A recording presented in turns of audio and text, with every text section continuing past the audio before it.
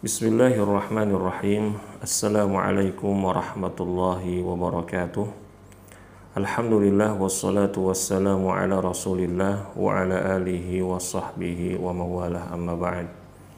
Ikhwati wa akhwati fillahi a'azani Allah wa iyyakum, para pendengar sekalian yang semoga Allah subhanahu wa ta'ala senantiasa mencurahkan rahmatnya bagi kita semua.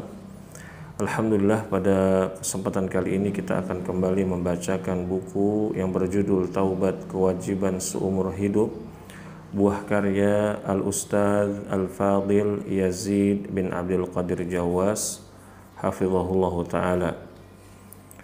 Berkata penulis, hal-hal yang menghalangi diterimanya taubat. 1. Orang kafir.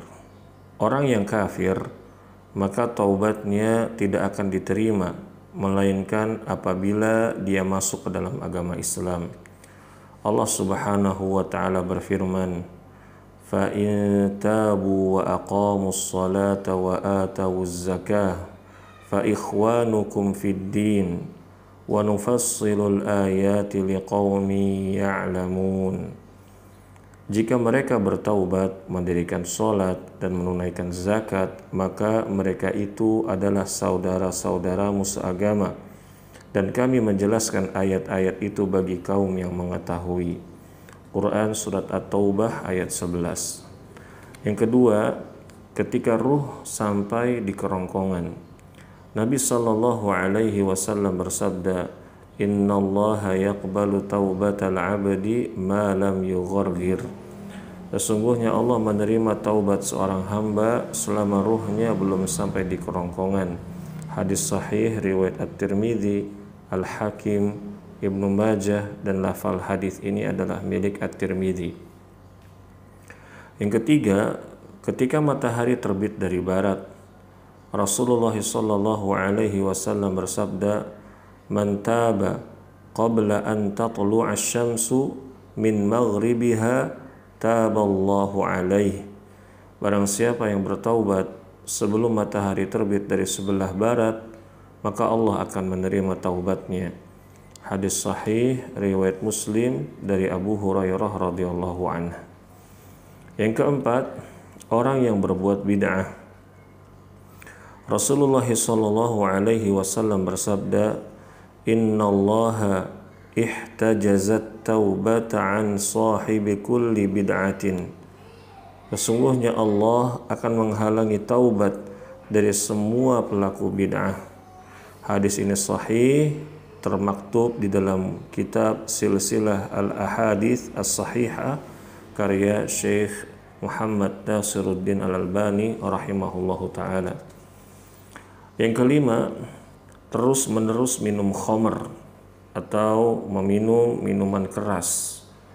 Rasulullah SAW bersabda, Man syaribal khamra lam tuqbal lahu salatun arba'ina sabahan fa in taba taballahu alaihi fa in ada lam tuqbal lahu salatun arba'ina sabahan fa in taba taballahu alaihi fa in ada lam tuqbal lahu salatun arba'ina sabahan fa in taba taballahu alaihi fa in ada fir rabi'ah lam tuqbal lahu salatun arba'ina sabahan fa in taba lam yatubillah alaihi wasaqahu min nahril khabali. Barang siapa yang meminum khamar, maka tidak diterima baginya salat selama 40 hari. Jika ia bertaubat, maka Allah akan menerimanya. Jika ia mengulanginya lagi, maka tidak diterima baginya salat selama 40 hari. Jika ia bertaubat, maka Allah akan menerimanya. Jika ia mengulanginya lagi, maka tidak diterima baginya salat selama 40 hari. Jika ia bertaubat, maka Allah akan menerimanya. Jika ia mengulanginya lagi untuk keempat kalinya, maka tidak diterima baginya salat selama 40 hari. Jika ia bertaubat lagi, maka Allah tidak menerima taubatnya dan Allah memberinya minum dari sungai Khabal. Hadis sahih riwayat At-Tirmidzi dari Ibnu Umar dan Ahmad dari Abdullah bin Amr dan disahihkan oleh Syekh Al-Albani di dalam Sahih Jami' As-Shaghir. Ada yang bertanya kepada Abdullah bin Umar, "Wa ma nahrul Khabal?" Apa yang dimaksud dengan nahrul Khabal? Qala nahrun min sadidi ahlin nar. Maka beliau menjawab, sungai dari nanah penghuni neraka. Hadis riwayat At-Tirmidzi. Lalu penulis berkata, bab 6, luasnya ampunan Allah Subhanahu wa taala. Yang pertama, Allah Subhanahu wa taala mengampuni semua dosa. Allah Subhanahu wa taala berfirman, "Qul ya ibadiyalladzina asrafu ala anfusihim la taqnatu min rahmatillah innallaha yaghfirudz dzunuba jami'a innahu huwal ghafurur rahim." Katakanlah, wahai hamba-hambaku yang melampaui batas terhadap diri mereka sendiri, janganlah kamu berputus asa dari rahmat Allah. Sesungguhnya Allah mengampuni dosa-dosa semuanya. Sungguh dialah yang maha pengampun lagi maha penyayang. Quran Surat Az-Zumar ayat 53. Yang kedua, Allah Subhanahu wa ta'ala mencintai orang yang bertaubat. Allah Subhanahu wa ta'ala berfirman, "Innallaha yuhibbut tawwabina wa yuhibbul mutatahhirin." Sesungguhnya Allah menyukai orang-orang yang bertaubat dan menyukai orang-orang yang mensucikan diri. Quran Surat Al-Baqarah ayat 222. Yang ketiga, Allah Subhanahu wa ta'ala murka kepada orang yang membuat orang lain berputus asa terhadap rahmatnya. Rasulullah sallallahu alaihi wasallam bersabda, "Anna rajulan qala, wallahi la yaghfirullah li fulanin wa inna Allah ta'ala qala man zalladhi yata'alla alayya an la aghfira li fulanin fa inni qad ghafartu li fulanin wa ahbattu amaluk wa ahbattu amalak." Seorang dari laki-laki berkata, "Demi Allah, Allah tidak akan mengampuni fulan." Dan Allah pun berfirman, "Siapa yang berani bersumpah bahwa aku tidak akan mengampuni fulan, sungguh aku telah mengampuninya dan menghapuskan semua amal baikmu." Hadis sahih riwayat Muslim. Yang keempat, gembiranya Allah terhadap taubatnya seorang hamba melebihi gembiranya seorang yang menemukan seluruh bekalnya yang hilang. Rasulullah sallallahu alaihi wasallam bersabda, "Allahu ashaddu farahan bi taubati 'abdihi hina yatubu ilaih min ahadikum kana ala rahilatihi bi ardi falatin fanfalatat minhu wa 'alaiha ta'amuhu wa syarabuhu fa'aysa minha fa'ata syajaratan fattaja'a fi dhilliha qad aysa min rahilatihi fabaina huwa kadzalika idza huwa biha qa'iman 'indahu fa akhadha bi khitamiha thumma qala min shiddatil farah Allahumma anta 'abdi wa ana rabbuk akhta'a min shiddatil farah."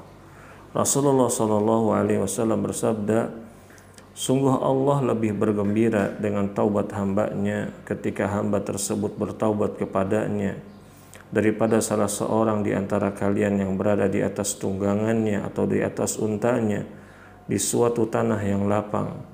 Tiba-tiba tunggangannya tersebut hilang, padahal semua makanan dan minumannya ada pada tunggangannya tersebut. Ia pun sudah berputus asa untuk mendapatkannya kembali. Lalu ia mendatangi sebuah atau sebatang pohon dan berbaring di bawah naungannya, dia sudah berputus asa untuk mendapatkan tunggangannya kembali. Ketika orang itu dalam keadaan demikian, tiba-tiba tunggangannya berada di hadapannya. Lalu ia pun segera menarik tali ikatan yang ada pada tunggangannya tersebut. Kemudian karena sangat senang sekali ia berkata, "Ya Allah, Engkau adalah hambaku dan aku adalah Rabb-Mu." Orang tersebut sampai salah mengucapkan kata karena saking bahagianya. Hadis sahih riwayat Muslim dari Anas bin Malik radhiyallahu anhu. Yang kelima, Allah Subhanahu wa taala membuka pintu taubat siang dan malam. Rasulullah sallallahu alaihi wasallam bersabda, "Innallaha azza wa jalla yabsutu yadahu bil laili liyatuba musii'ud nahari wa yabsutu yadahu bin nahari liyatuba musii'ul laili hatta tatlu'asy syamsu min maghribiha." Sesungguhnya Allah azza wa jalla selalu membuka tangannya di waktu malam untuk menerima taubat orang yang melakukan kesalahan di siang hari, dan Allah membuka tangannya pada siang hari untuk menerima taubat orang yang melakukan kesalahan di malam hari. Begitulah hingga matahari terbit dari barat. Hadis sahih riwayat Muslim. Yang keenam, Allah Subhanahu wa taala menerima taubat meskipun berulang-ulang berbuat dosa. Rasulullah sallallahu alaihi wasallam bersabda, jika seorang hamba melakukan dosa, lalu dia berkata, "Ya Allah, ampunilah dosaku." Maka Allah tabaraka wa ta'ala berkata, "Hambaku telah melakukan dosa." Lalu ia mengetahui bahwa ia memiliki Rabb yang akan mengampuni dosa dan menghapusnya. Kemudian ia mengulangi perbuatan dosanya. Lalu orang tersebut berkata, "Ya Allah, ampunilah dosaku." Maka Allah tabaraka wa ta'ala berkata, "Hambaku telah melakukan dosa."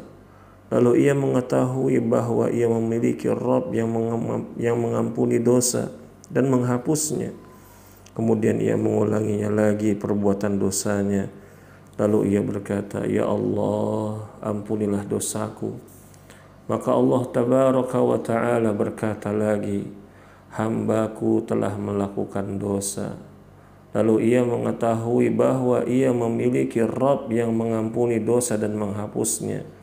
"Berbuatlah apa yang kamu kehendaki, karena aku telah memberi ampunan untukmu." Hadis sahih riwayat Muslim dari Abu Hurairah radhiyallahu anhu. Demikian para pendengar sekalian untuk bab yang kelima dan yang keenam. Semoga bermanfaat. Semoga Allah membalas kebaikan bagi penulis dan mengampuni dosa-dosa pembaca. Wa sallallahu ala nabiyyina Muhammadin wa ala alihi wa sahbihi wasallam. Subhanakallahumma wa bihamdika asyhadu an la ilaha illa anta astaghfiruka wa atubu ilaik.